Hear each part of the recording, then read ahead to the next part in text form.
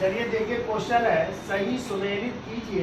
एक तरफ अभिलेख है, दूसरी तरफ है प्रचलनकर्ता। किसने जो है इनको प्रचलित किया था? पहला है जूनागढ़ कुमारगुप्त, दूसरा है मंदसौर अशोक, तीसरा है जौगढ़ रुद्रदामन, चौथा है मेहरौली चंद्र।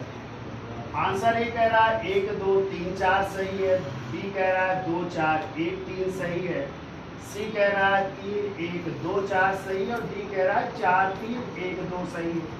चलिए चर्चा कर लेते हैं। तो आपको पता है जूनागढ़ अभिलेख, जिसे गिरनार अभिलेख भी कहते हैं या इसी को जूनागढ़ अभिलेख कहते हैं, और ये अभिलेख किसका है? रुद्रदामन का अभिलेख है। और ध्यान रखिएगा, यही ऐसा अभिलेख है जो कि 150 ईस्वी का है और ये संस्कृत भाषा में लिखा गया प्रथम अभिलेख है। ध्यान रखिएगा, ठीक है। इसको कहते हैं रुद्रदामन का जूनागढ़ अभिलेख। इसी में चंद्रगुप्त मौर्य का और अशोक का भी उल्लेख मिलता है, क्योंकि चंद्रगुप्त मौर्य द्वारा निर्मित सुदर्शन झील की जानकारी मिलती है, जो उसके सौराष्ट्र प्रांत के गवर्नर उससे गुप्त ने स्थापित की थी। ठीक है। ठीक है। दूसरा मंदसौर अभिलेख। मंदसौर अभिलेख किसका है? ये है कुमारगुप्त का।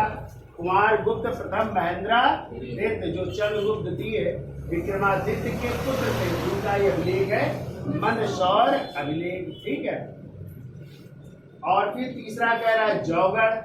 जौगढ़ अभिलेख, तो धौली और जौगढ़ आप लोगों ने पढ़े थे ना। और ये किसके अभिलेख हैं? अशोक के। और हमने आपको बताया था अशोक के जो बृहद शिलालेख है ना, उन्हीं बृहद शिलालेखों में से एक धौली भी है और एक जौगढ़ भी है। और ये कहाँ से मिला है? कलिंग से। और कलिंग किसका नाम है?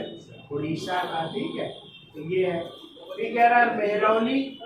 अब मेहरौली का जो लौह स्तंभ लेख है, ये कैसा स्तंभ लेख है? लोहे का बना है। ठीक है। और इसी में नाम मिलता है किसका? चंद्र का।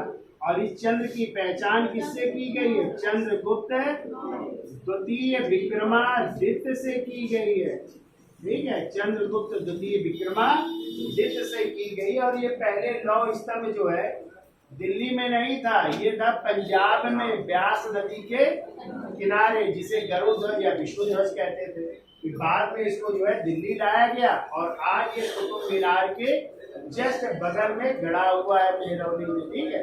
तो मेहरौली का लौह स्तंभ है। अब मिला लो जो है, तो ए का तीसरा, बी का पहला, यानी 3 1 और फिर 2 4। तो 3 1 2 4 कौन सा आंसर होगा? सी आंसर होगा 3 1 2। ठीक।